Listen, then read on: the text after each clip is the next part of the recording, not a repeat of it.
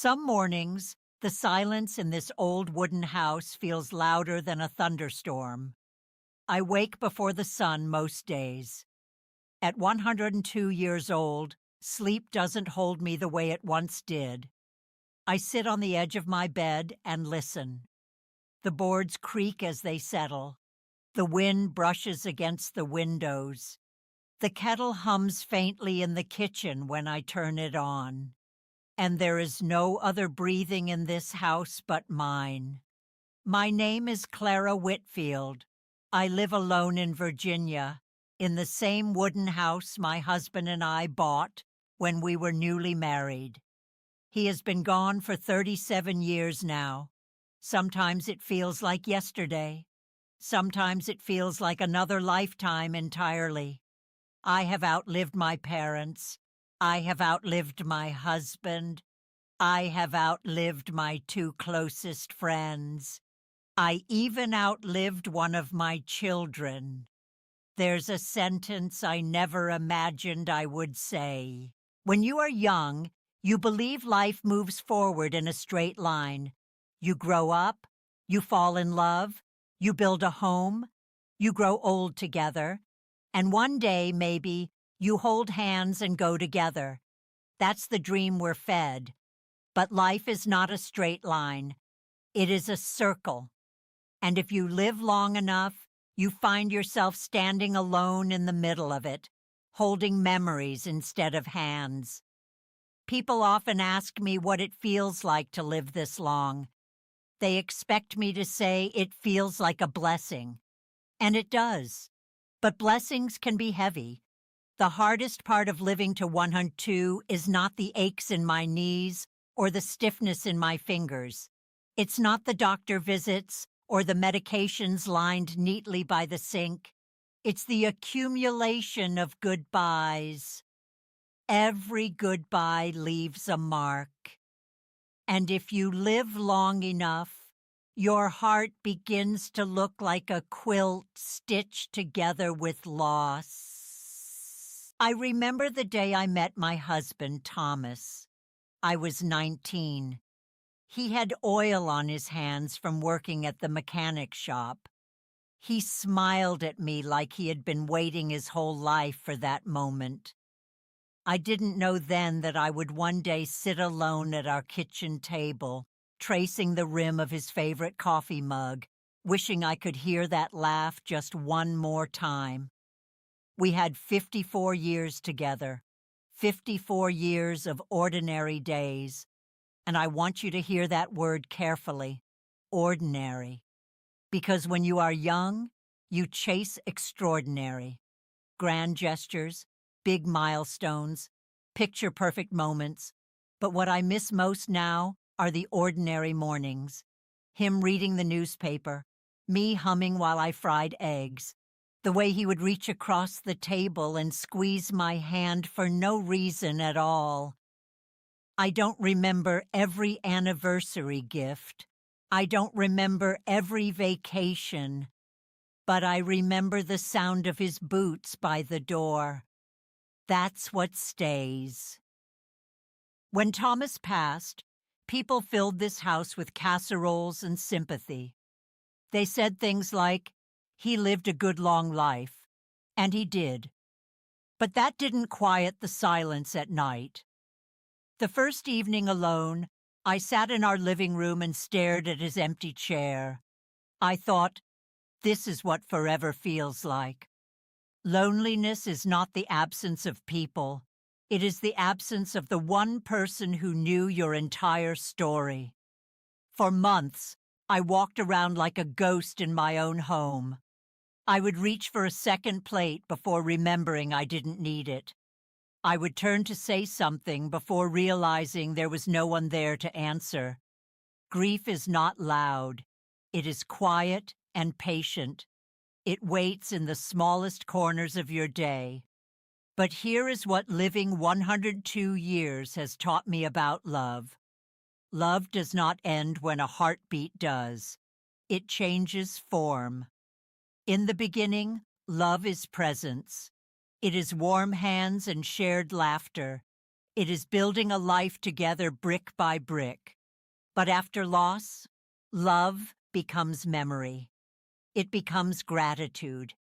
It becomes a quiet strength that carries you through days you thought you could not survive. For a long time, I believed that outliving everyone meant I was being punished. I would sit on my porch in the evenings, watching the Virginia sky turn pink and gold, and I would whisper, "Why am I still here?" It took me years to understand the answer. I am still here to remember them. When you are the last one left from your generation, you become the keeper of stories. I carry my mother's recipes in my hands. I carry my father's stubbornness in my spine. I carry my husband's kindness in the way I speak to strangers. They are not gone. They are living through me. That realization changed everything. Instead of asking why I was alone, I began asking how I could honor the love I had been given.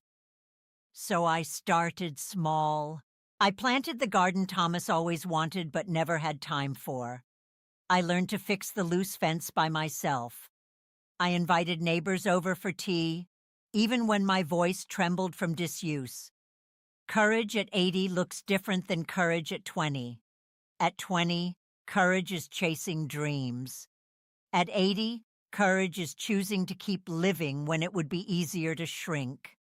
By the time I turned 90, I had buried more friends than I could count on both hands. Each funeral felt like closing another chapter of a book I wasn't ready to finish. But something unexpected happened. The grief softened, not because I stopped missing them. I never did. I still don't. But because I began to see the privilege hidden inside the pain. To love deeply enough to feel this kind of loss is not a curse. It is proof that you lived fully. Many people go through life never opening their hearts completely. They protect themselves. They hold back. They avoid vulnerability so they won't be hurt. But here is the truth from a woman who has stood at more graves than she ever imagined. The pain of loss is worth the gift of love. Every time. If I had the chance to go back and avoid the heartbreak by never loving Thomas at all, I would refuse without hesitation. Yes, I have cried rivers of tears. Yes, I have known nights so quiet they felt endless. But I have also known what it feels like to be chosen, to be cherished, to build something lasting, and that is a treasure no loneliness can erase. Now, at 102, my days are slow. I move carefully. I rest often. I sit by the window and watch the birds argue over seeds. Sometimes I think about the younger version of myself, the 19-year-old girl with big dreams and nervous excitement. If I could speak to her now, I would not warn her about the pain ahead. I would tell her this: love bravely, call people back. Say the thing you are afraid to say. Take the picture. Hold the hand. Because one day, you will sit in a quiet house, and the only thing that will warm you is the memory of how fully you loved. There is another lesson living this long has taught me. People matter more than pride. I wasted years in small arguments, silent treatments over things I can't even remember now. Moments when being right felt more important than being kind.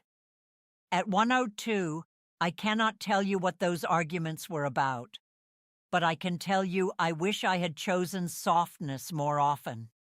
Time does not care about your ego. It keeps moving. And one day, the person you are stubbornly avoiding may not be there to reconcile with. If you are listening to me now, and there is someone you love that you have not spoken to because of pride, please hear this old woman's voice clearly. Pick up the phone. Apologize first. not because you were wrong, but because connection matters more than victory. Outliving everyone also teaches you something about yourself. For a long time, I defined myself as a wife, then as a mother, then as a grandmother. When those roles shifted, I felt lost. Who was I without someone needing me? It turns out I was still Clara, still capable of learning, still capable of giving, still capable of joy. There is a dangerous lie we tell older people, that their purpose expires with youth. I am here to tell you that purpose evolves. It does not disappear. At 95, I began writing letters to my great-grandchildren, not because they asked, but because I wanted them to know where they came from. I told them about ration books during the war, about dancing in the kitchen, about mistakes I made and lessons I learned too late. I wanted them to understand that they are part of something bigger than themselves. That is the gift of long life. Perspective. When you have seen a century come and go, you realize how small most worries truly are. Trends fade, money comes and goes, houses can burn down, careers can change overnight. But character, that is what endures. Kindness endures, integrity endures, love endures. As I sit here now in this wooden house in Virginia, sunlight spilling across the floorboards, I do not feel like the last one left. I feel like the bridge between then and now. Yes, I miss them. Every single one. There are days when I still reach for Thomas in the dark. There are moments when a song on the radio makes my chest tighten with memory. But I am not empty. I am full of stories, full of laughter that once echoed in these rooms, full of lessons carved by time itself. If you are afraid of growing old, let me tell you something gently. Aging is not the enemy. Regret is.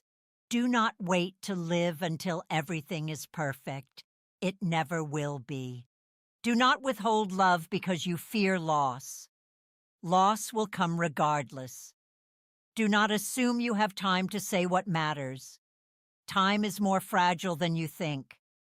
I have outlived almost everyone I loved, and yet I do not feel unlucky. I feel grateful. Grateful that I was given enough years to understand what truly matters. Grateful that I was loved deeply enough to miss someone this much. Grateful that even now, at 102, I can sit in this quiet house and feel peace instead of bitterness. If my life teaches you anything, let it be this. Love fully, forgive quickly, and when the silence comes, because one day it will, let it remind you of how beautiful the noise once was. I am Clara Whitfield.